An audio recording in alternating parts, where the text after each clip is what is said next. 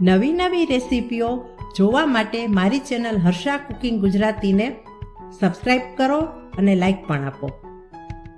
Harsha cooking Gujarati ચેનલમાં આપનું સ્વાગત છે. આજે આપણે એક ગુજરાતી ટ્રેડિશનલ રેસીપી છે ઢોકળા, તેને નવા સ્વરૂપે રજૂ કરીને બનાવીશું. એ છે પીઝા ઢોકળા. તો આ પીઝા ઢોકળા બાળકોને પણ ભાવશે અને વડીલોને પણ ભાવશે. તો બનાવવાનું ચાલુ કરીએ પીઝા ઢોકળા. પીઝા ઢોકળા બનાવવા માટે મેં અહીં અડદની દાળ અને ચોખા લીધા છે. અડદની દાળ અને ચોખાનું માપ તમારે સમજી લેવાનું છે. આપણે 3 ભાગ ચોખા લઈશું અને 1 ભાગ અડદની દાળ લઈશું. આ રીતે વાટકીમાં મેં એટલા માટે રાખ્યું છે કે તમને સમજ પડે કે કઈ રીતે લેવાનું છે.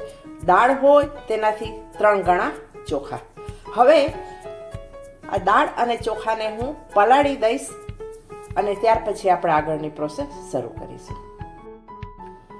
દાળ અને ચોખા સારી રીતે પલળી ગયા છે. હવે હું મિક્સરની જારમાં તેને હું ક્રશ કરી અને એક પેસ્ટ બનાવીશ અને તેની સાથે હું ક્રશ કરવા માટે ખાટું દહીં ઉમેરીશ.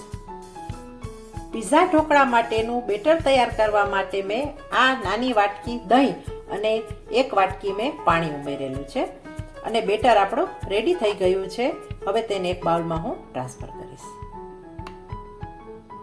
આ બેટરમાં મેં ફરીથી 1 વાટકી પાણી ઉમેરેલું છે અને હવે તેમાં આપણે 1 વાટકી સૂજી નાખીશું અને તેને મિક્સ કરી અને ઢાંકી અને આથો આવવા દઈશું.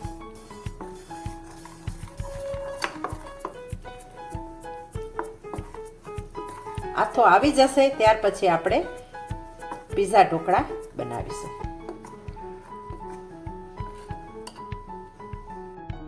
પીઝા ઢોકળા બનાવવા માટે બેટર અહીં તૈયાર થઈ ગયું છે. હવે આ બેટરને થોડું હું અલગ બાઉલમાં કાઢી લઈશ અને આગળની પ્રોસેસ આપણે શરૂ કરીશું. આટલું બેટર હું પછી યુઝ કરીશ, જેથી તેને હું અલગ રાખી દઉં છું. અને હવે આટલા બેટરમાં હું નાખીશ સ્વાદ પ્રમાણે મીઠું અને સારી રીતે મિક્સ કરી લઈશ.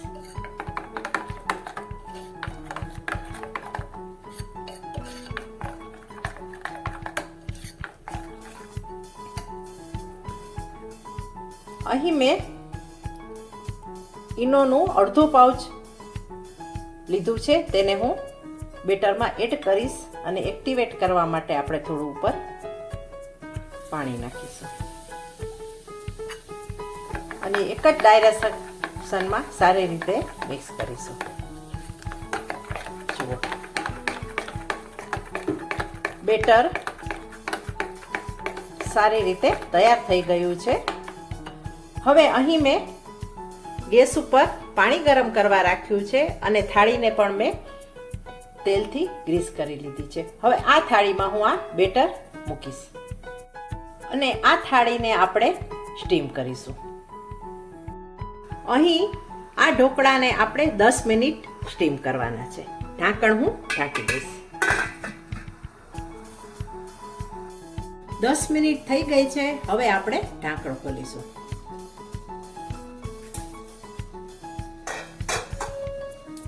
અને ચેક કરીશું. બસ 10 મિનિટમાં આપણા ઢોકળા ઉપરથી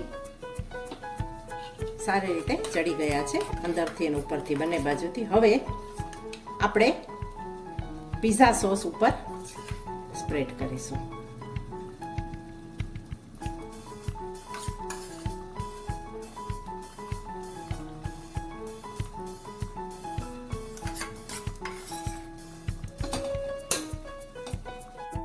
પીઝા સોસ સ્પ્રેડ થઈ ગયો છે. હવે આપણે ટોપિંગ મૂકીશું.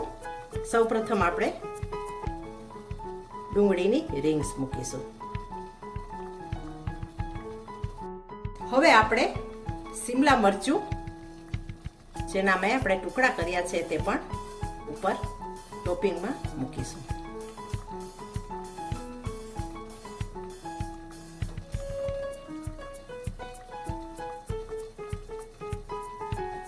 તેની ઉપર આપણે ટમેટાના કટકા મૂકીશું.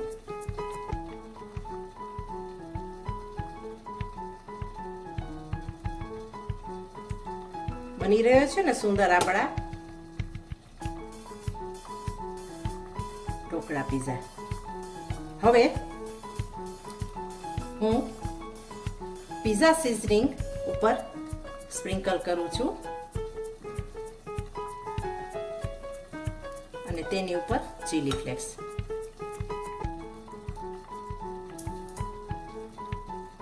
અને તેની ઉપર આપણે ખમણેલું જે ચીઝ છે તે મૂકીશું.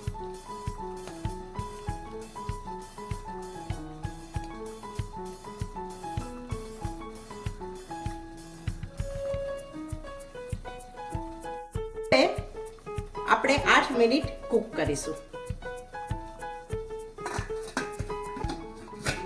10 મિનિટ થઈ ગઈ છે. હવે આપણે ઢાંકણને ખોલીશું. આપણો પીઝા સરસ મજાનો તૈયાર થઈ ગયો છે. હવે આપણે ગેસને બંધ કરી દેશું અને 10 મિનિટ નીચે ઉતારીને આ ઢોકળાને આપણે ઠંડા થવા દઈશું. આ રીતે પીઝા ઢોકળાને મેં નીચે ઉતારી લીધા છે અને 10 મિનિટ આપણે ઠંડા કરવા માટે રાખીશું. પીઝા ઢોકળા બનીને તૈયાર છે અને તેની મેં સર્વિંગ કરી દીધી છે. આ એક નવીન પ્રકારના ઢોકળા છે. તમે પણ આ પ્રકારના ઢોકળા બનાવજો અને ઘરમાં દરેક સભ્યોને ખવડાવજો. Thanks for watching.